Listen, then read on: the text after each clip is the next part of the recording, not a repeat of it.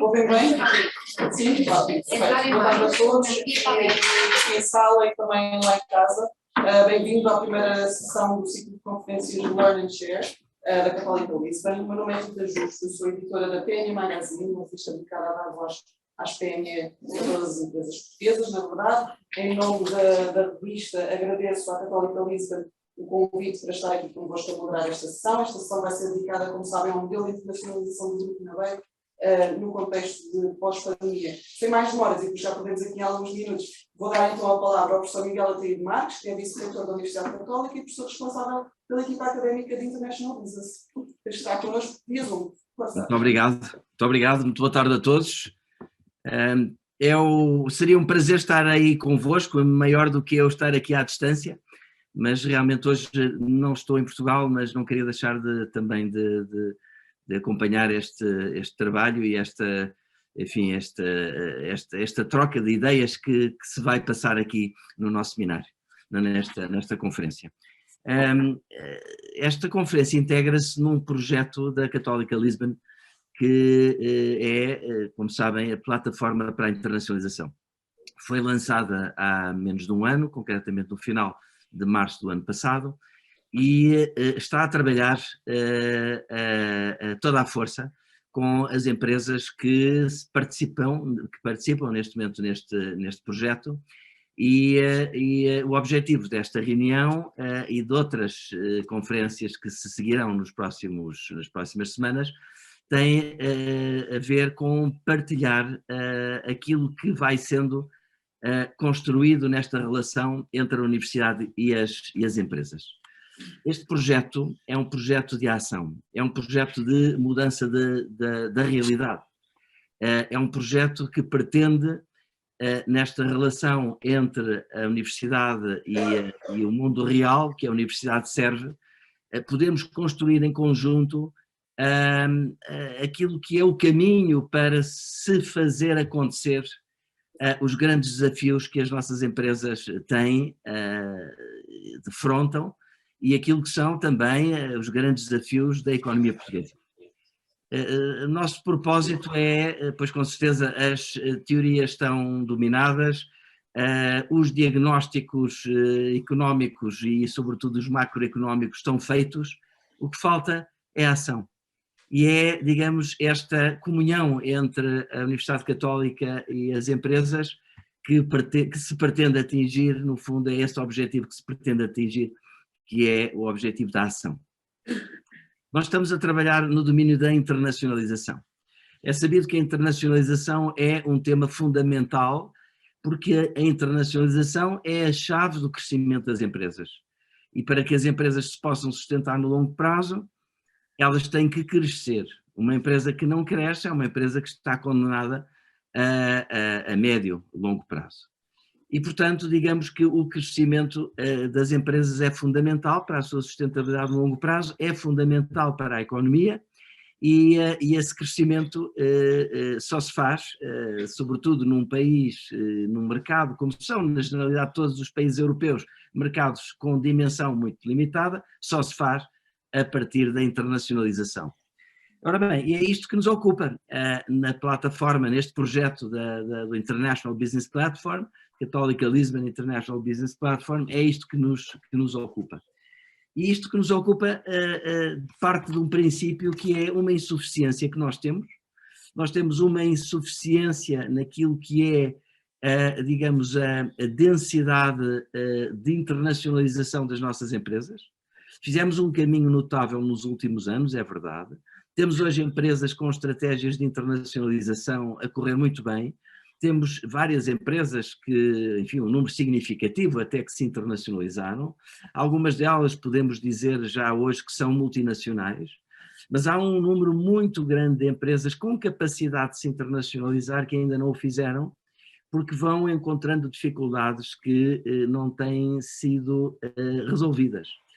E as estatísticas e os números apontam para, se por um lado um crescimento significativo, por exemplo, das exportações e também do investimento direto português no estrangeiro, porque a internacionalização não se faz apenas com exportações, as exportações é apenas o primeiro estágio da internacionalização, Se, portanto, dizia, verificamos que há aqui um crescimento muito significativo nestas variáveis, por outro, ainda estamos longe daquilo que é, portanto, por exemplo, a intensidade exportadora relativamente ao PIB comparado com outras economias desenvolvidas.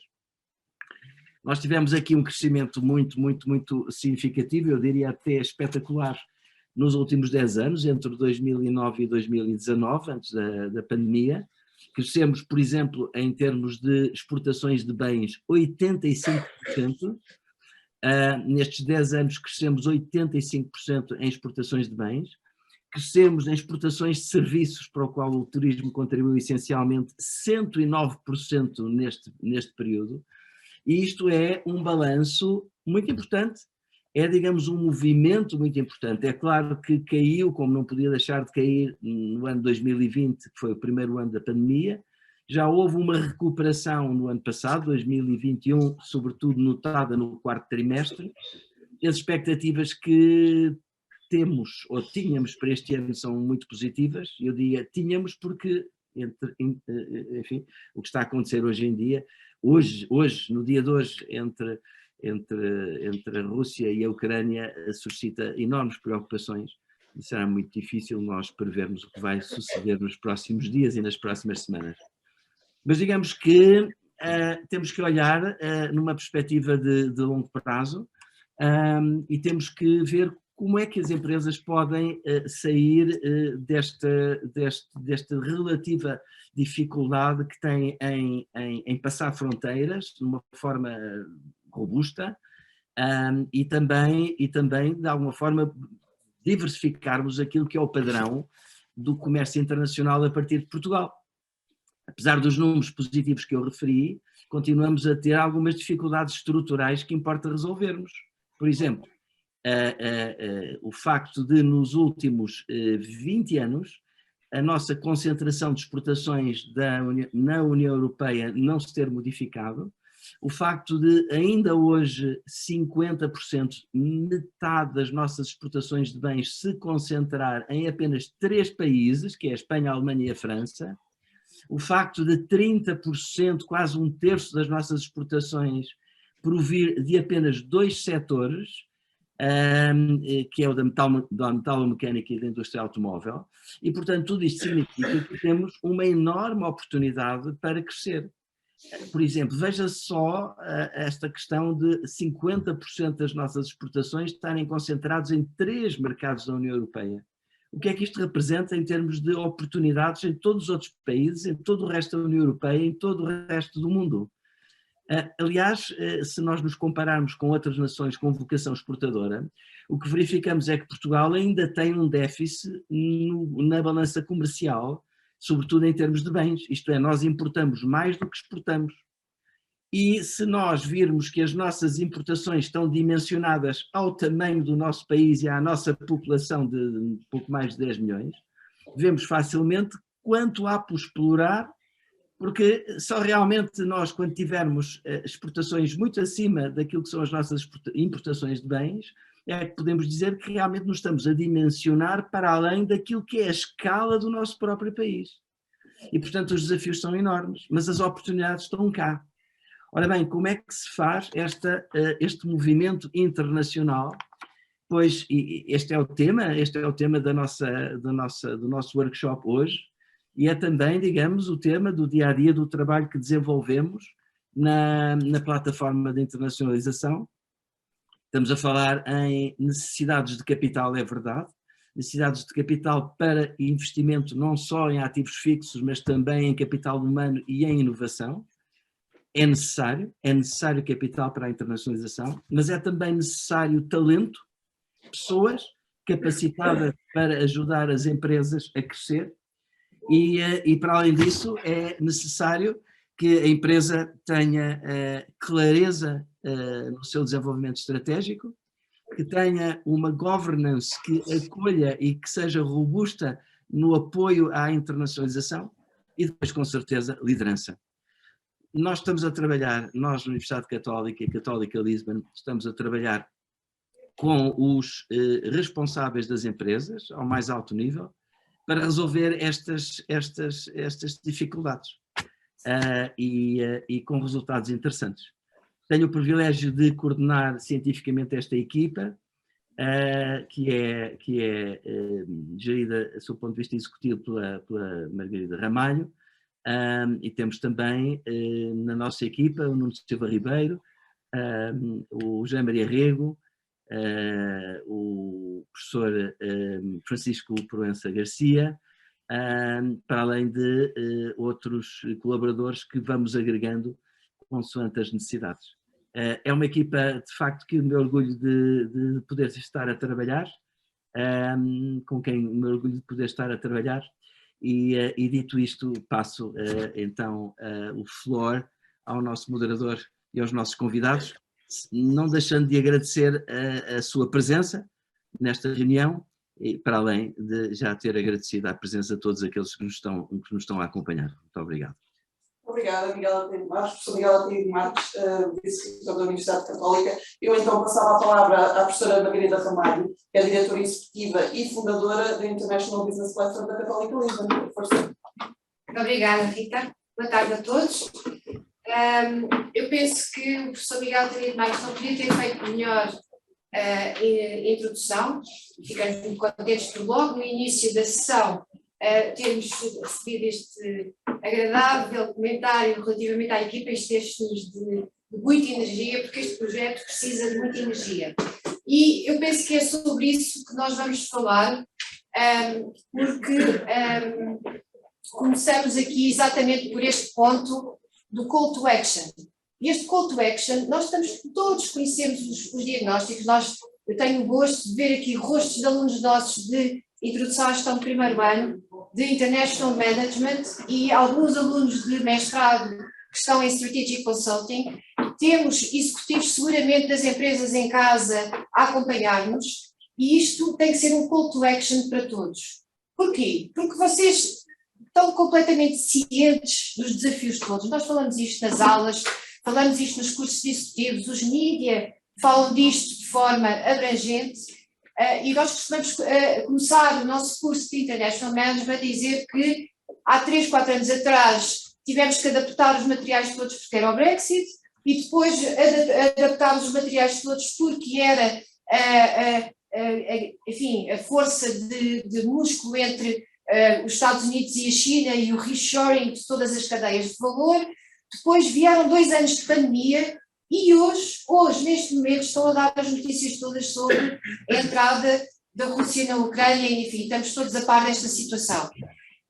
Acresce, e este é que é o nosso desafio, que é só nosso, dos portugueses, que as nossas empresas portuguesas têm enormes constrangimentos, como o professor Miguel já disse, e, portanto, nós temos que arranjar formas de ultrapassar estes constrangimentos.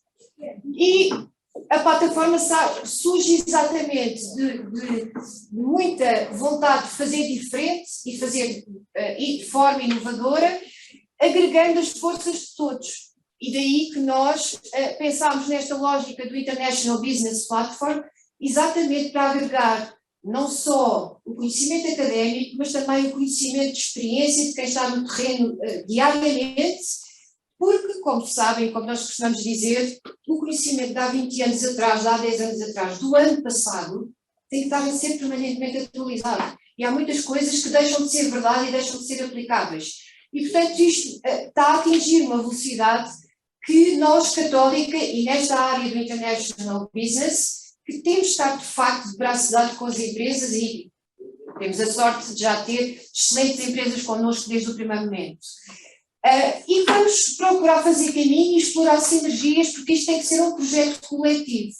Os próprios processos de internacionalização e de expansão são extremamente difíceis para as empresas portuguesas, por causa dos seus constrangimentos, e, portanto, nós têm que se juntar também, tal como nós temos que fazer o nosso papel aqui na Universidade e na Católica desde o primeiro momento.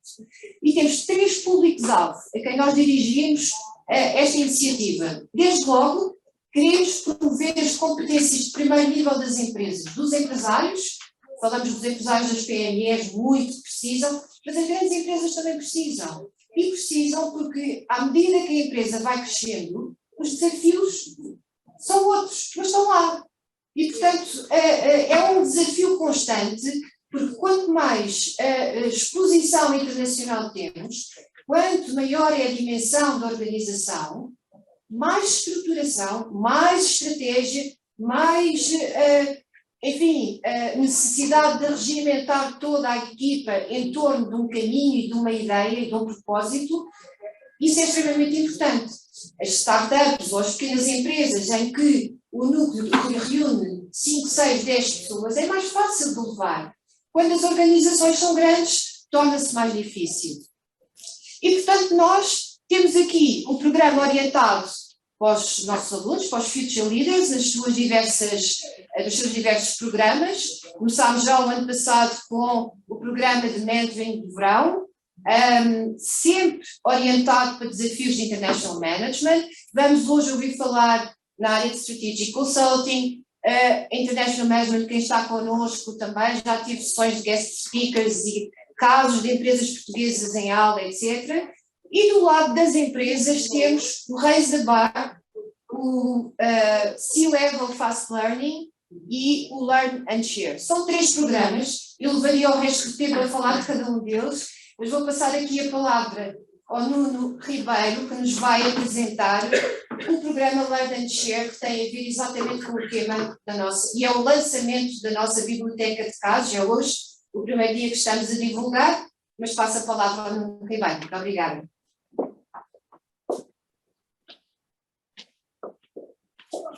O Nuno Ribeiro é o coordenador deste programa, peço desculpa. Muito obrigado, Margarida. Então, falando um pouco sobre o programa de Learning and Sharing, é uma vertente, um projeto dentro da plataforma de internacionalização da Católica. Vou mudar o slide. Ok. E aqui, basicamente, existem 3 vertentes dentro do programa de Learning and Sharing. A primeira tem a ver com Learn from Evidence, que tem a ver com, e nesta área nós vamos desenvolver diagnósticos estratégicos e estudos estratégicos ligados à internacionalização das empresas. A segunda área é o Learning from Experience, que é, no fundo, construir casos e mini-casos de empresas e, no fundo, tentar espelhar as experiências que essas empresas tiveram no seu processo de internacionalização, experiências passadas.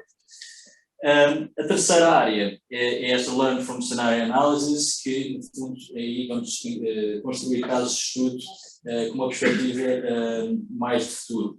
E é essa até em que se vai inserir o caso do Grupo Naveiro, que é, no fundo, um caso em que empresas, ou são casos em que empresas até já têm algum nível de internacionalização, quais é que são os passos que essas empresas têm que tomar para ganhar uma outra dimensão.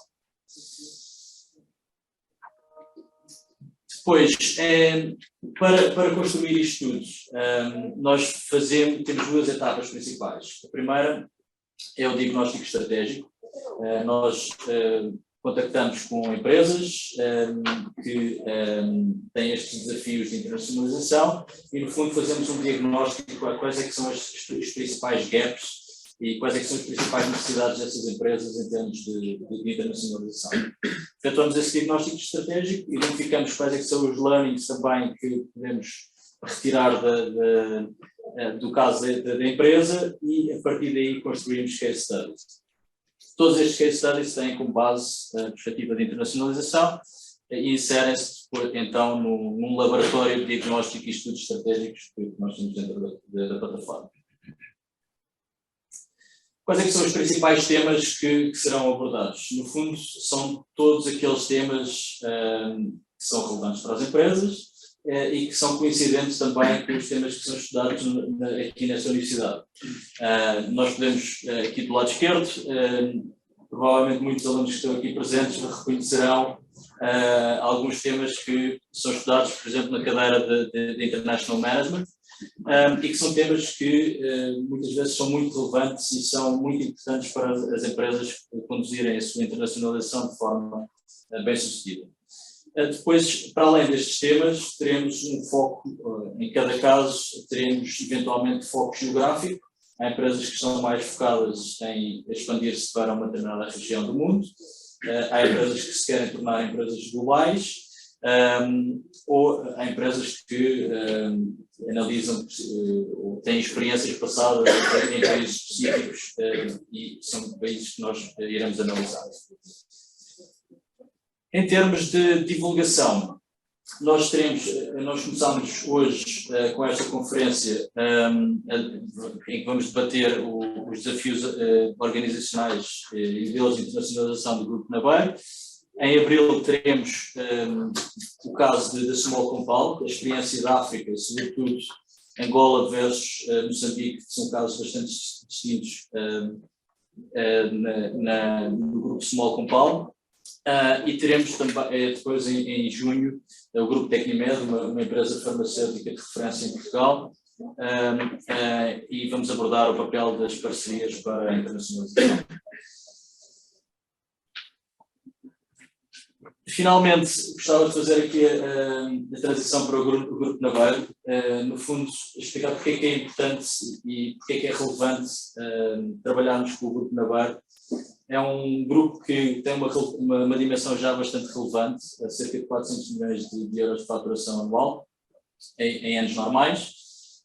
Tem algum nível de internacionalização já, tem cerca de 30% do seu volume de negócios atribuível a mercados internacionais, mais de 600 pessoas a trabalhar no estrangeiro, como parte do grupo. É um negócio familiar, tem marcas de referência e é uma empresa de referência também em termos de responsabilidade social e temas ESG que nós também gostamos de explorar. E é também uma empresa com ambição e que abraça a inovação e que tem agora um desafio que é subir o patamar e o desafio de passar de 30% para níveis superiores de internacionalização, e para isso precisa de construir marcas globais de forma sustentável. Muito obrigado e agora passo a palavra aqui. Obrigada. Eu, professor, peço que não se vá embora. Se quiser, tome já aqui o seu lugar na cadeira, que nós vamos dar início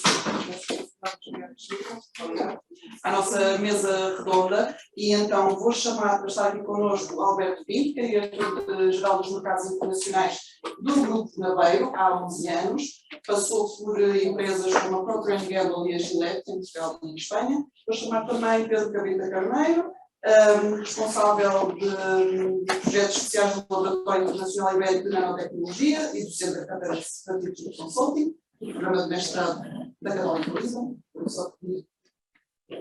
Vou só pedir para darem um bocadinho para lá para ficar encaixado. E reintroduzir aqui a professora Margarida, que também está connosco. Vou dar já agora aqui o microfone primeiro ao Alberto Pinto, começar por ele. Boa tarde a todos, mais uma vez, e bem-vindos. Professor Alberto, o que é que, tendo passado por multinacionais como a Procter & Gamble, a Gillette, e depois passar para uma empresa nacional, que diferenças é que encontrou? Boa tarde a todos. Queria só agradecer à Católica de Lisboa e eu queria também pelo convite. Relativamente à pergunta, as empresas nacionais e internacionais não são, de forma gigante, diferentes das outras. São empresas na mesma, obedecem aos mesmos princípios, têm os mesmos interesses que as grandes empresas multinacionais. As outras são em muitas geografias no mundo inteiro. Agora, a verdade é que tem algumas particularidades. No nosso caso, temos a felicidade de estar junto do fundador. O fundador é uma pessoa que está connosco, com quem nós temos contacto frequente e que partilha a sua visão, que levou a empresa a chegar onde chegou, o que é que ele pensou, o caminho que correu. No fundo, aprendemos com ele. Isso é algo que nas multinacionais não existe, não é? Porque os donos estão muito dispersos, na maior parte dos casos, há milhares ou dezenas de milhares ou centenas de milhares de acionistas. Até essa é uma das grandes diferenças que eu diria que temos numa empresa nacional ou familiar como a nossa, não é?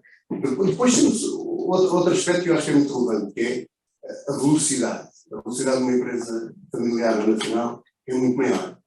Nós chegamos muito rapidamente ao centro de decisão quando temos decisões mais complexas, mais estratégicas, depois chegamos rapidamente aos acionistas ou ao dono. É muito mais rápido. Nas multinacionais temos muitas vezes muitas etapas, e temos de percorrer essas etapas, voltamos para trás, voltamos a ir para a frente.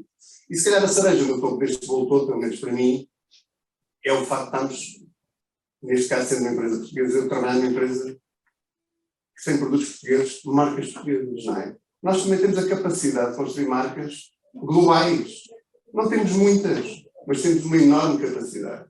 E esta é a cereja que eu vejo hoje, no caso concreto do Grupo Naveiro, não é? E da Delta Cafés, que é, devemos ter marcas globais que são de origem portuguesa, não é? E temos que caminhar por aí, pensar que não, as multinacionais grandes não são só aquelas que nasceram naquelas geografias que todos nós conhecemos.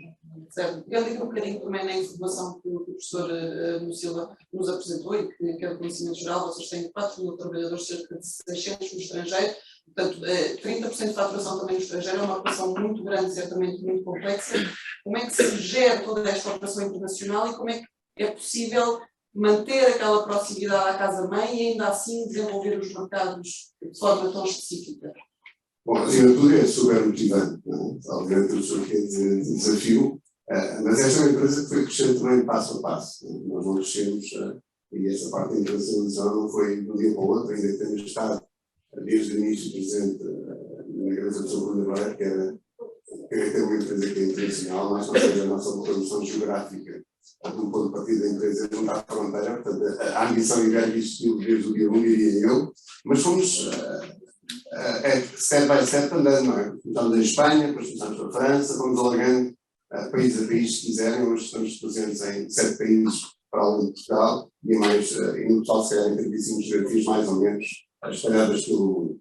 Gerir tudo isto, principalmente, que é a parte das nossas operações, tem obtido também a irmos fazer, eu não vou dizer réplicas do que temos aqui, mas quer dizer, os sistemas são os mesmos, quando nos organizamos é muito similar.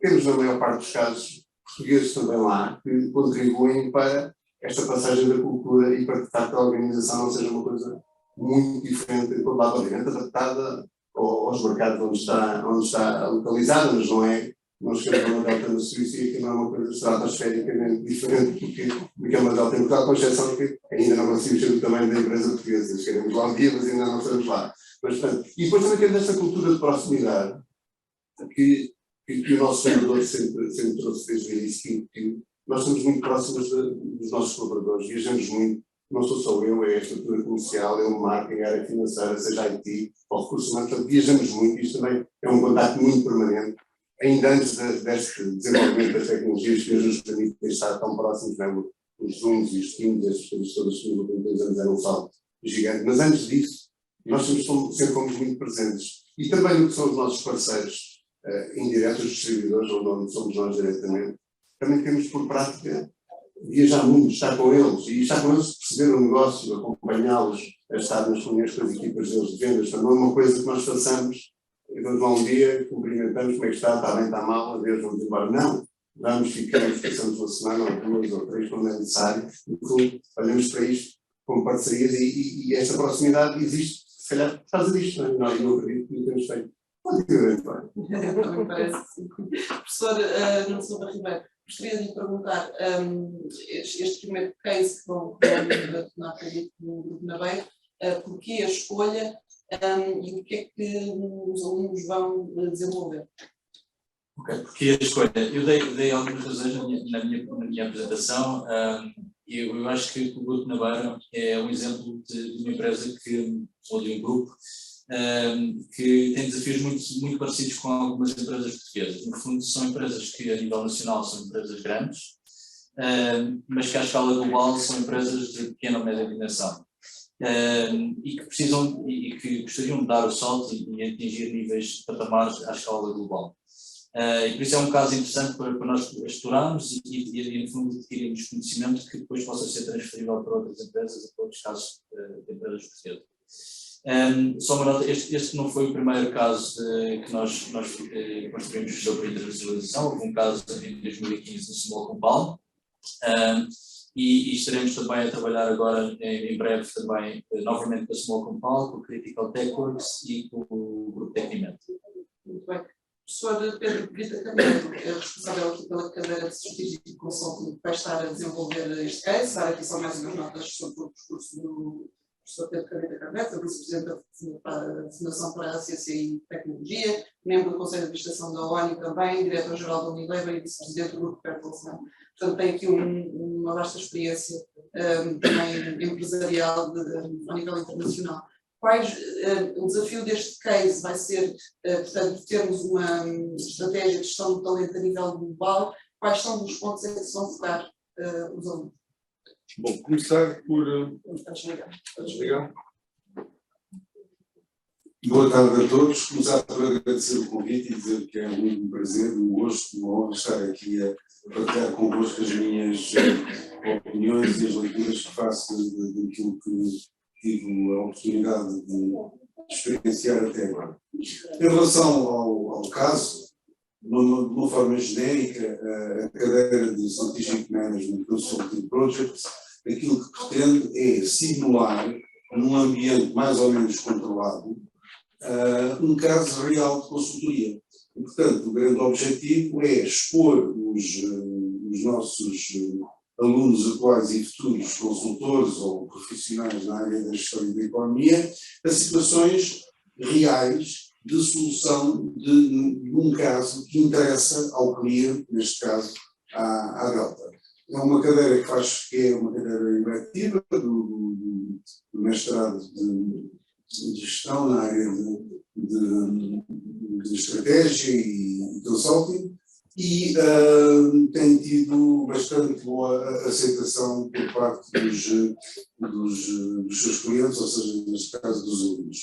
No que respeita ao caso em particular da Delta, aquilo que eles terão que procurar fazer, do meu ponto de vista, estamos agora a começar, porque não temos uma visão muito informada sobre o que é que vai ser o resultado, temos uma noção clara daquilo que precisamos fazer.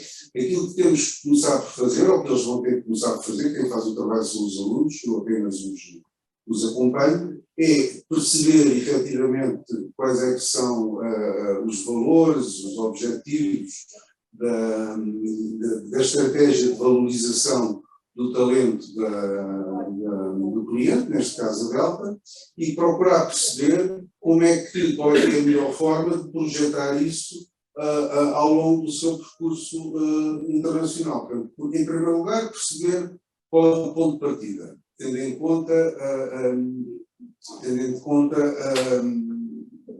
toda a história e os objetivos. E, por outro lado, procurar encontrar o melhor encaixe dessa herança fortíssima que a marca tem e que a companhia tem, com as culturas dos mercados onde se querem expandir, onde se querem desenvolver. E, portanto, é do melhor ao pior matching destas duas forças que muitas vezes resulta o sucesso maior ou menor das estratégias de internacionalização. Neste caso, vamos focar mais no aspecto de gestão do talento, digamos assim, no âmbito do caso. Há outras áreas que também serão fundamentais para o sucesso da internacionalização da Delta.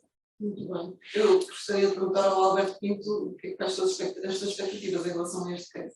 Olha, as nossas expectativas, se nós conseguirmos que os alunos nos façam uma proposta que nos leve a pensar, estão atingidas essas expectativas. E estou absolutamente convicto que vão conseguir. Vamos refletir sobre o que nos vão propor. Nós, quando lançámos o desafio, pensámos em 3 ou 4, falámos aqui com a doutora Maria também, um bocado das opções, e achámos que este era, de facto, não só aquele, se calhar, mais fácil ter os alunos envolvidos, porque é difícil numa cadeira que tem a duração que tem. Lançámos grandes desafios, não é? Como é que expandimos internacionalmente, como é que queremos marcas, por aí fora. Quer dizer, isto é bastante difícil. Queremos algo mais próximo, se calhar, do que é o mundo real e que a empresa possa, de facto, também capitalizar muito nisso.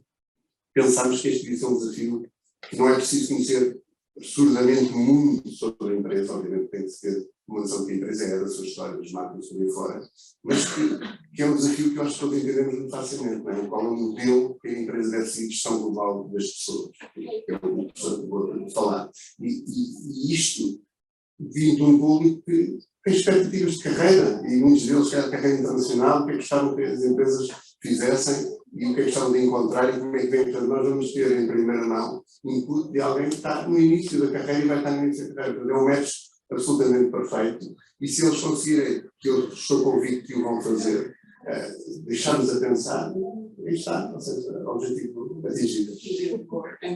Sra. Margarida, já agora queria lhe perguntar, a Delta obviamente já faz isto, já tem um processo de internacionalização bastante estabilizado, não é? O que é que as empresas precisam de passar, mudar este mindset de serem empresas exportadoras para empresas que se internacionalizam?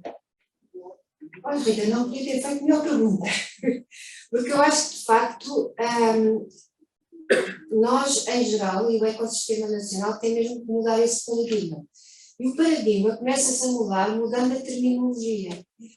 Desde logo, temos que todos ficar claros que a exportação é a primeira etapa de internacionalização e, portanto, as empresas que estão a exportar já estão internacionalizadas. Nós é que não temos essa visão, só que ao mudar da terminologia de exportação para empresas que se internacionalizam, eu pessoalmente acho que estamos a passar de uma atitude reativa, de estamos, entre aspas, a vender à porta de casa, vamos a feiras, a missões e os clientes é que vêm ter connosco, não somos nós que vamos ter com os clientes. Quando nós assumimos o paradigma da internacionalização, nós desenhamos um caminho e vamos atrás dele. É completamente diferente. E depois isto leva-nos a muita conversa. Muito bem. Pedro Calita Carneiro, já agora gostaria que comentasse aqui um pouco connosco como é que vê a estratégia de internacionalização do Grupo Nova. Bom, daquilo que nos foi dado a perceber, vemos em primeiro lugar que existe uma definição clara dessa ambição. Isso é fundamental para que esteja perfeitamente claro para todos qual é que é o caminho. Depois, ao mesmo tempo que existe esta definição clara, também existe uma forma, digamos que cautelosa e bem pensada de expansão internacional, porque não começou ontem, já tem história, começou se calhar por um caminho de proximidade em termos geográficos, e aquilo que se verifica ultimamente é uma expansão desse nível mais limitado para uma escala mais global. E, portanto, quais é que são as linhas mestras, pelo menos, que nos são dadas a perceber? Proximidade geográfica, bastante confluência com aquilo que se costuma chamar o mercado da saudade, ou seja, um mercado onde temos muitos consumidores com ligações a Portugal e à língua portuguesa. Temos uma exceção que é o mercado de China, onde já temos uma representação direta, e aí seguramente será por uma questão de dimensão do mercado. E depois temos toda a rede de distribuidores montada a uma escala completamente global, portanto penso que estão lançadas as bases para um crescimento exemplar, sustentado. Portanto, não é uma coisa fulgurante, mas será seguramente um crescimento sustentado e que se irá prolongar durante muitos anos. Muito bem, eu não sei se o Roberto quer comentar. Bom, eu estou de acordo.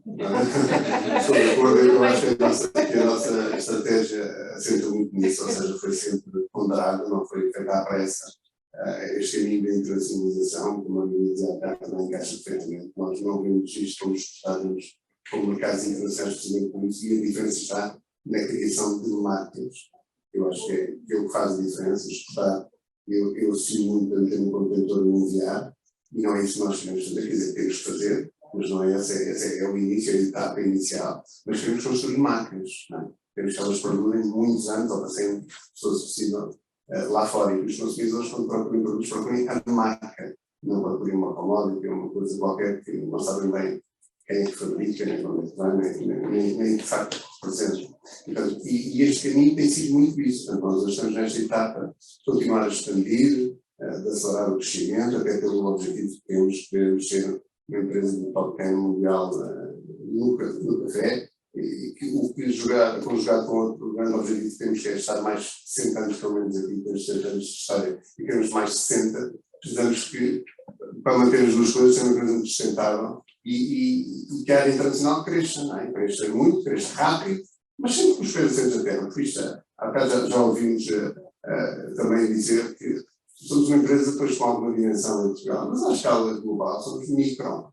Não somos sequer pequenos, somos micro mesmo, não é? E já temos que ponderar tudo muito bem, não temos os bolsos que algumas empresas têm, nomeadamente as manutenções, que podem estar algumas que cometer mais erros do que nós, mas nós temos que ser muito criteriosos nas coisas que fazemos, não é? Pois o caminho é muito para este. Exato. Eu queria perguntar ao professor Nuno Silva Ribeiro, que tem uma vasta experiência também, trabalhou em Angola e na África do Sul, em Financial Advisory, sendo este um dos mercados-chave do Grupo Naveiro, como é que comenta a estratégia de internacionalização focada neste mercado? Bom, a África, eu, como disse, tenho uma ligação emocional e alguma afinidade com o continente africano. Eu vivi lá há 8 anos e lidei bastante com o grupo Naveiro lá. A África é um continente de oportunidades, é um continente com crescimentos económicos e crescimentos populacionais muito significativos, com muitos recursos, uma região importante ainda na produção de café também. Nós sabemos que o Grupo Naveiro é o maior comprador de café em Angola, por exemplo, e nós sabemos o impacto que isso pode ter ao nível de compra de café agricultores em regiões rurais, e tem um impacto relevante nas populações. E é um grupo também que tem uma ligação histórica muito forte com Angola, particularmente. Tem marcas conhecidas no mercado, tem uma pequena torrefação e, portanto, tem sido um mercado muito relevante para o Grupo Naveiro. E, no fundo, como eu disse, a África é um continente com muitas oportunidades, mas é um continente também com muitos riscos. E muitas vezes as empresas desistem à partida, olhando para os riscos todos que podem enfrentar no continente africano, e o Grupo Naveiro nunca desistiu. E isso é a diferença que marca o Grupo Naveiro. E, no fundo, eu acho que as empresas portuguesas e outras também devem aprender um pouco com esta experiência, porque os riscos também medem-se, mitigam-se, existem formas de gerir riscos e, no fundo, só dessa forma é que se consegue operar no continente africano. Muito bem. Alberto Pinto, eu gostaria de trazer aqui um tema para a mesa para todos. Acho que é inevitável hoje. Há por ser um dia triste, não é? Porque vamos começar uma guerra entre a Ucrânia e a Rússia. E eu não queria deixar de lhe perguntar de que forma é que isto poderá impactar os projetos de longo prazo de internacionalização do Grupo Naveiro. De facto, é um dia triste, mas não seja, são acontecimentos que ninguém deseja, ninguém quer, e tem sempre custos demasiado elevados, independentemente do final que possam ter, e quando arrancam só esperamos que terminem o mais rápido possível. Eu acho que é muito cedo para responder à sua pergunta, para dizermos que impacto é que isto tem. É muito cedo para pensarmos que impacto é que pode ter, obviamente podemos começar a fazer um pouco de futurologia em alguns, que é relacionado com custos de combustíveis, de logísticas e outras coisas, mas acho que é cedo. Nós especificamente não temos nada muito ativo nas duas geografias que estão envolvidas no conflito, nem tínhamos nos nossos horizontes próximos avançar para essas geografias de forma intencional, pelo menos. Portanto, eu diria que o impacto nesta fase será limitado, mas temos que aguardar para ver como isto evolui. Portanto, ver o que é que nos está nos próximos dias, semanas, meses ou algumas sessões que seja curto. Certo. Isto pode impactar de várias formas as empresas portuguesas, Carolina Carneiro. Gostaria de comentar aqui sobre esta questão, de que forma, quer dizer, isto acaba por ser difícil uma empresa pensar em internacionalizar quando está a visto um conflito, obviamente neste momento focalizado no leste europeu, mas que rapidamente pode escalar, não é? Quer dizer, eu acho que neste momento estou com o Alberto. Não há muito que se possa dizer sobre isso, tirando o facto de a internacionalização pressupõe condições para que existe a existência de condições para um mercado internacional, uma globalização. Portanto, partindo desse princípio, a existência de um conflito bélico ainda que limitado, bem não faz, só pode prejudicar. Evidentemente que, se para além disso, aquilo que os desenvolvimentos que ocorrerem levarem a assumirem proporções diferenciadas, é óbvio que o impacto negativo é muito maior. Quer dizer, penso que nesta altura isso é óbvio, não há muito a dizer sobre isso. Muito bem. Alberto, queria pedir um conselho para as empresas portuguesas que queiram internacionalizar-se e uma história que o tenha marcado neste processo todo de internacionalização do Grupo Naveiro. Bom, o conselho para quem se quer internacionalizar, eu diria que pensem em 3 ou 4 coisas que eu acho que são básicas. Primeiro, o que é que levam de novo?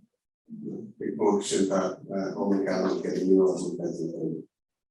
Isto, quem quer vender para a moda, vai ficar reduzido muitas vezes ao preço e depois são problemas grandes. Portanto, pensem o que é que têm, quais são os vossos skills e os vossos pontos de diferenciação que vos permitem acreditar que são uma escolha relevante para os consumidores. Isto normalmente será, talvez não é consumidor final, são consumidores intermédios, quais são os vossos pontos de diferenciação desta concorrência. Olhem também para a maturidade dos mercados, para a penetração das categorias de produtos onde estão a competir, também para o tema das barreiras aduaneiras e por aí fora, para não esquecermos disto, há países que é uma verdadeira loucura conseguirmos fazer negócios. E não se esqueçam de ver qual é o potencial de crescimento do negócio onde estão, porque normalmente, não digo em tudo, não basta se calhar a maioria das categorias, se há um lado do globo que cresce menos, há outro onde cresce mais rápido. Portanto, olharem para isto não faz mal, aquelas empresas que têm menos recursos, se calhar consultarem os consulados, as câmaras de comércio, ajudar a ter alguma informação versus tentar ir sem informação absolutamente nenhuma, porque não é fácil. Isto não é fácil. E é preciso do trabalho de casa, que é no fundo que aprendemos todos quando estamos a estudar. Às vezes os trabalhos de casa, e às vezes quando vamos para as empresas e estamos a trabalhar, esquecemos um bocadinho de o trabalho de casa. Esse é o conceito que eu acho que poderia dar. Responder à história. Bom, a história, há sempre algumas coisas mais ou menos caricatas, mas vou chegar a um que não tem de caricato, não sei se calhar uma diferença cultural versus e da Europa Ocidental. Nós, quando entramos na China, aqui há já alguns anos atrás, o processo negocial de identificação de parceiros e tudo lá foi uma coisa relativamente longo. Depois, quando identificámos queríamos de facto estabelecer esta parceria, este acordo, começou a fase do namoro, portanto, da negociação.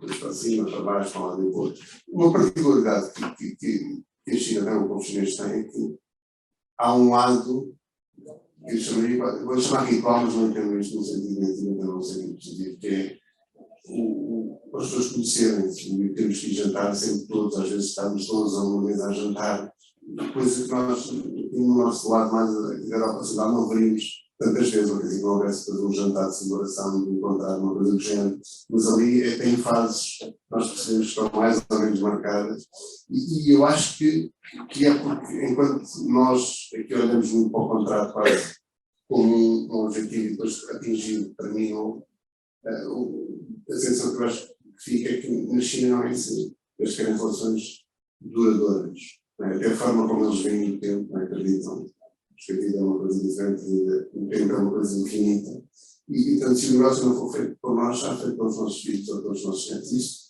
culturalmente e depois na negociação, faz uma diferença gigante. Portanto, é uma história que eu me recordo frequentemente por isso, que é de facto há todo um processo, que é o antes, portanto, o comer e o beber faz parte deste processo todo de criar uma parceria duradoura, não é?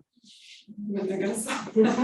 Sem dúvida. Professora Margarida, bem, nós já estamos a estender um bocadinho do nosso tempo, mas ainda temos aqui uma pergunta final. Pegando no que o Alberto muito disse, o que é que a International Business Platform traz de novo para as empresas que se querem internacionalizar?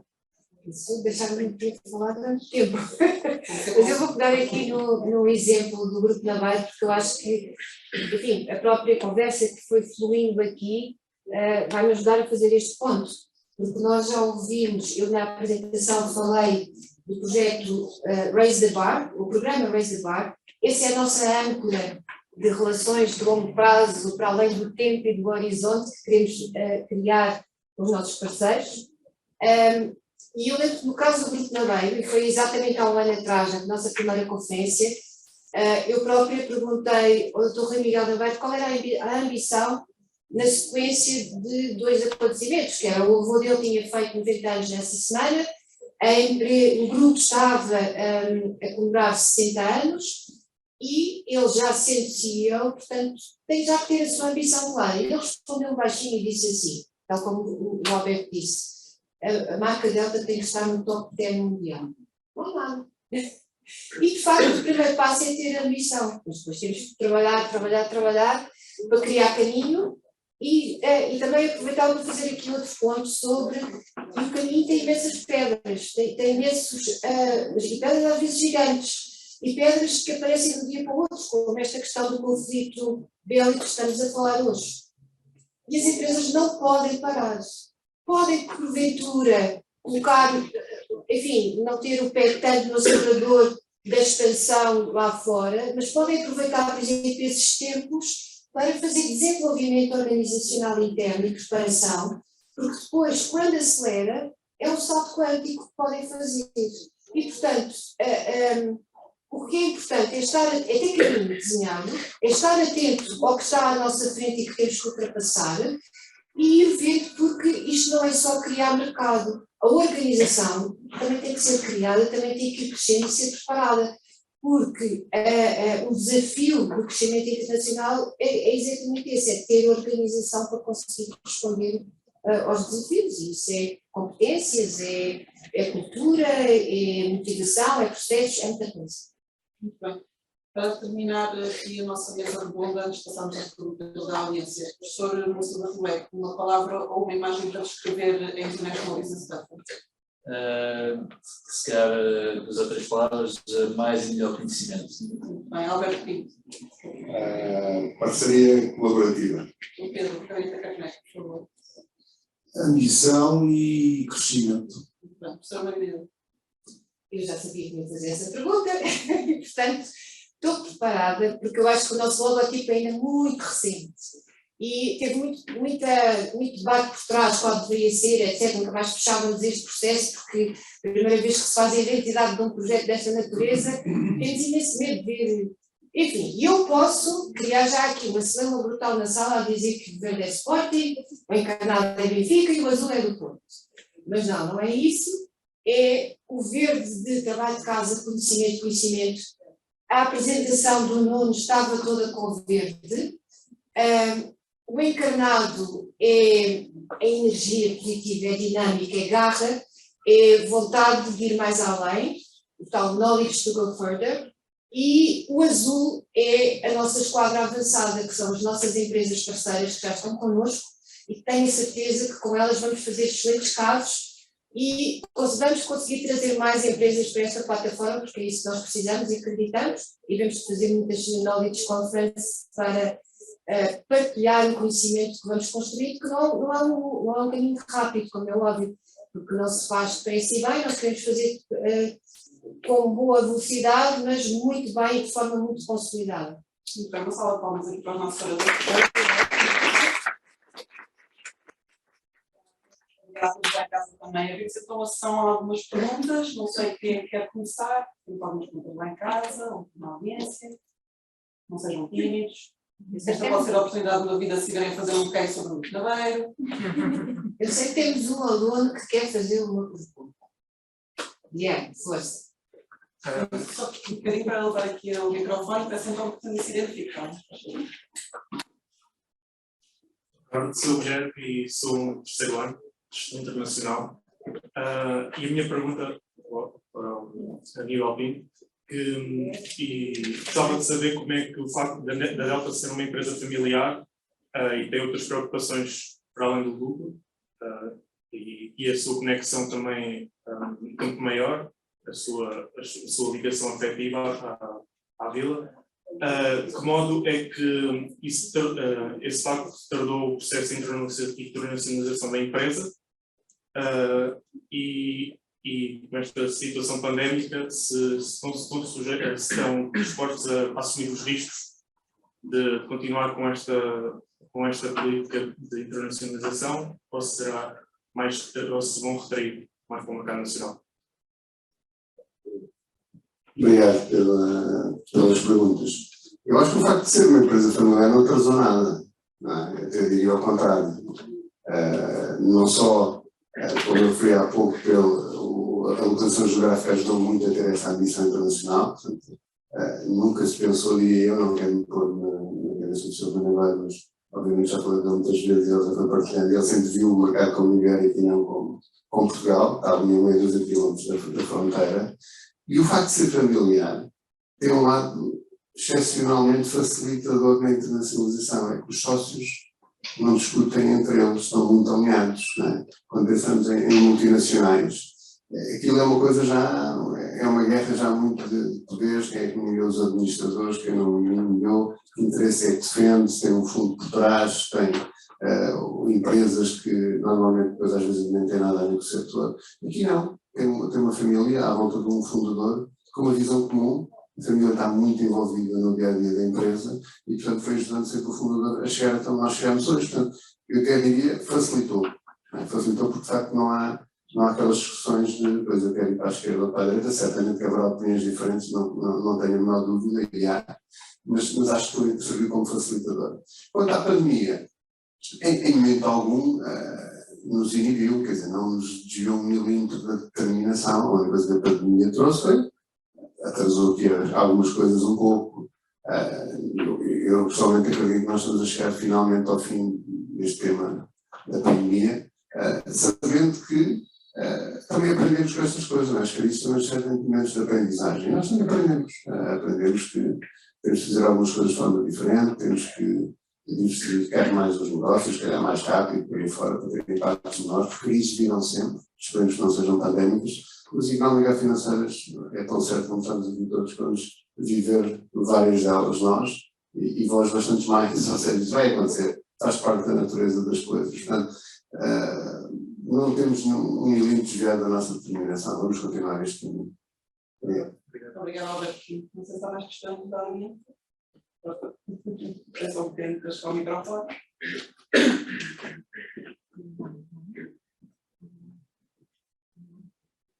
Boa tarde, eu sou o José Fernandes e aquilo que eu queria perguntar era, acho que é mais fácil, aquilo que eu queria perguntar era, neste caso é dirigido ao grupo da BEIMA, mas acho que é uma pergunta aplicável a qualquer empresa que se queira internacionalizar e que seja com base em Portugal, que é quais é que são as principais vantagens, que certamente também há algumas, de ser uma empresa portuguesa e com base em Portugal e com trabalhadores portugueses, em relação a outras empresas que vêm de outra geografia, ou seja, o que é que o nosso país traz de bom para as empresas que começam cá versus outros sítios do mundo? Obrigado pela pergunta. Bom, começo com uma parte da resposta mais ligeira. Traz bom é o que atrai muitos turistas hoje a Portugal. Não é? Isso, trabalhar aqui, viver aqui é um privilégio, é a medida que vamos conhecendo do mundo, sabemos o bom que é estar aqui. Agora, de forma mais séria, respondendo à pergunta objetivamente, eu não acho que o facto de sermos portugueses e estarmos em Portugal seja só por si uma vantagem. Não é? Nós temos é que convencer-nos que temos que trabalhar tanto ou mais que os outros, temos que ter qualificações e temos, acima de tudo, acreditar em nós, que acho que é uma coisa que às vezes anda assim um bocado nas ruas da amargura, não é? Acreditamos pouco, estamos habituados a ver grandes sucessos, grandes empresas, são sempre estrangeiras, nunca são portuguesas, mas há várias empresas portuguesas com um relativo sucesso internacional, umas mais outras menos. Porque é que um país como Portugal, apesar de ser pequeno, não pode ter grandes empresas internacionais? Eu estou convicto que as vai ter, mas isso depende muito de vós. Essa é que é a geração que vai fazer com que nós, quando chegamos na praia já a ver-vos trabalhar, vamos ver grandes empresas criadas por vós, onde vocês trabalham, onde foram empresas fundadas e que não têm medo e que estão devidamente preparados, muito melhor preparados do que eu estou, certamente, para conseguirmos abrir caminho lá fora. Portanto, o ser português não é uma desvantagem. Eu, como português, acho que é uma vantagem, mas os outros lá fora não o veem assim. Não é? Portanto, nós somos portugueses e ser português é bom. Ainda não estamos aí, não é? Há países que têm marca, não é? Quando nós ouvimos um Made in Germany, o que é que associamos? Que ele deve ser de boa qualidade, não é? Quando pensamos em moda, a cabeça faz-nos logo com um país ou para o outro. Depois há de haver certamente um dia é à frente em que, quando pensamos em Portugal, não há de ser só o sol e a praia e a boa comida e o povo afável, mas há de ser também uma série de produtos de grande consumo e de marcas que dizemos isto está, o Made in Portugal é fantástico, mas é um trabalho, é um caminho. Muito bem, não sei se mais alguém quer comentar. Posso? Eu gostava de fazer um comentário baseado naquilo que já foi dito aqui pela Delta e que tem a ver com um pouco as vantagens, não as vantagens, mas os problemas na internacionalização. E no caso da Delta, eu penso que a posição que a Delta tem é muito forte, uma vez que tem, embora tenha um portfólio de marcas, tem uma marca muito que domina, digamos assim, o portfólio das marcas. E da experiência que eu tenho do trabalho em multinacionais, um dos maiores problemas, se não o maior, é o jogo de forças que nós encontramos sempre numa multinacional entre várias perspectivas, nomeadamente a perspectiva local, que é uma perspectiva de eu quero ser o mais próximo possível do mercado que estou a servir e, portanto, puxa-me para a diversidade, puxa-me para adaptar a oferta competitiva às condições locais, puxa-me para a criatividade. Portanto, no fundo, puxa-me para uma diferenciação face à outra grande força e à outra grande dinâmica que existe numa multinacional, que é a standardização, a uniformização de processos, de cultura, de marcas, etc, etc.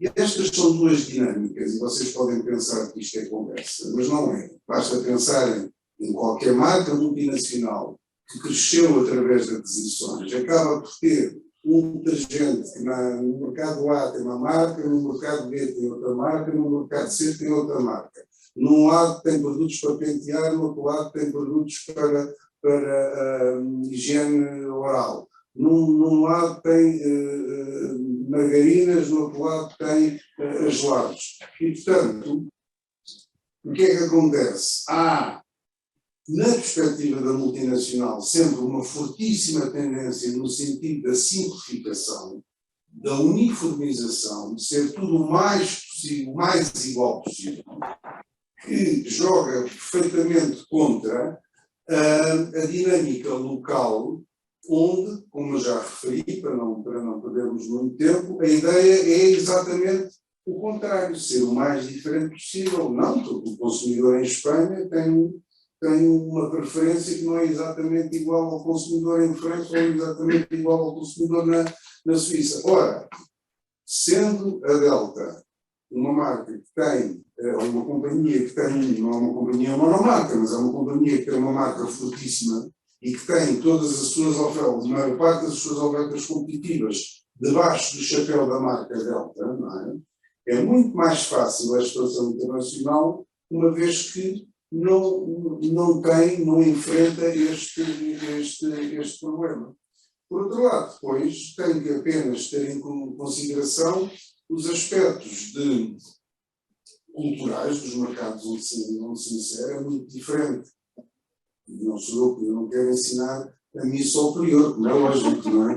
Mas é muito diferente nós irmos a um mercado que é considerado um coffee market ou um mercado que é considerado um multimarket, não é? Onde o convívio se faz à roda de uma chávena de café ou o convívio se faz à roda de... Portanto, esse aspecto também tem que ser um aspecto considerado, e todos os outros, desenvolvimento económico, poder de compra, etc, etc. Muito bem. Obrigada aos dois. Não sei se temos mais alguma questão, porque temos mais uma questão. Não? Está tudo. Mais uma vez uma salva de palmas a todos. Vou pedir ao professor Miguel Ataíde Marques de voltas, que teve sempre connosco, mas pronto, vou-lhe pedir um comentário final, muito sucinto, que nos diga, na sua perspectiva, qual é o maior desafio que as empresas portuguesas hoje enfrentam para a internacionalização. Rita, essa é uma pergunta que é impossível responder em 5 segundos, mas em parte já referi sobre esses desafios nesta minha intervenção inicial. Mas eu diria que Muito rapidamente, temos a questão geoestratégica que aqui se falou, estamos a vivê-la hoje e ela é cada vez mais importante e temos que perceber cultura. Cultura não é só importante para, digamos, a diplomacia, a cultura é muito importante para a gestão e, portanto, compreender lifestyles, como o Pedro Cabrita Carneiro há bocado, mesmo agora referiu.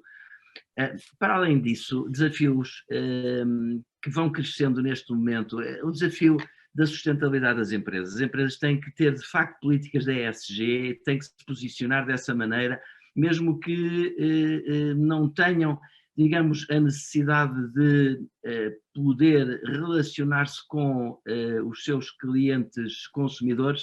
Se as empresas estão integradas em cadeias de valor, elas vão sofrer, digamos, a pressão para terem bons estándares de sustentabilidade, porque as empresas, suas clientes, assim o exigem e, portanto, este é um desafio.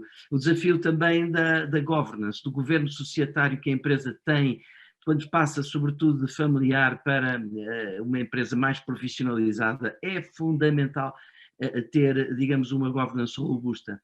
A questão da transição energética, muito badalada, mas muito mal compreendida, porque vai realmente provocar uma alteração profunda na estrutura das economias, naquilo que é, digamos, os drivers de valor dos vários setores. E, portanto, esta questão parece-me essencial. Também a diferenciação e a marca, e o Alberto Pinto há pouco referiu isso muito bem, no fundo, a Delta é uma marca de grande consumo, com potencial de posicionar como uma marca global.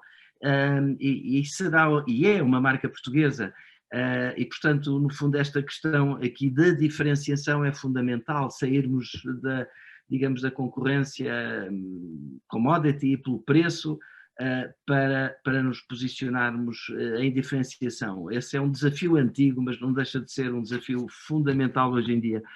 E depois temos a questão da inovação, temos a questão da propriedade intelectual. As empresas portuguesas têm que apostar seriamente na criação de propriedade intelectual e na sua defesa e no seu registro. E esse é um aspecto fundamental, digamos, nós crescermos em valor nessa vertente. Diria que também a questão da cooperação, a questão da colaboração entre setores, entre empresas, é fundamental. Nós somos avessos a isso, mas cada vez, nós enquanto cultura somos avessos a isso, mas cada vez isso é mais importante, sobretudo é muitas vezes a única forma de ganharmos dimensão, sinergia e escala. Tudo isto nos leva a grandes desafios, que são de facto o dia-a-dia das nossas empresas e estamos a crer que vamos conseguir vencê-los. Muito obrigado pela vossa presença. Deixem-me aqui dizer muito obrigado aos nossos convidados e concretamente Alberto Pinto. Muito obrigado, Rita, por esta moderação e estaremos atentos à sua revista, a PME Magazine, que traz sempre factos e notícias muito interessantes no domínio das empresas que são menos conhecidas, mas que têm muito valor também. Muito obrigada, Miguel Ataíde Marques. Eu agradeço uma vez mais também aos nossos convidados, o professor Nuno Ribeiro, Alberto Pinto, a professora Maria Ramalho e ao Pedro Cabrita Carneiro. Obrigado mais uma vez também em nome da PME Magazine. A conferência estará disponível online nas redes sociais da Universidade Católica, podem ver ou ver se não for o caso. Não se esqueçam também de seguir a International Business Platform e as redes sociais da PME Magazine. E uma vez mais obrigada pelo convite. Fiquem bem.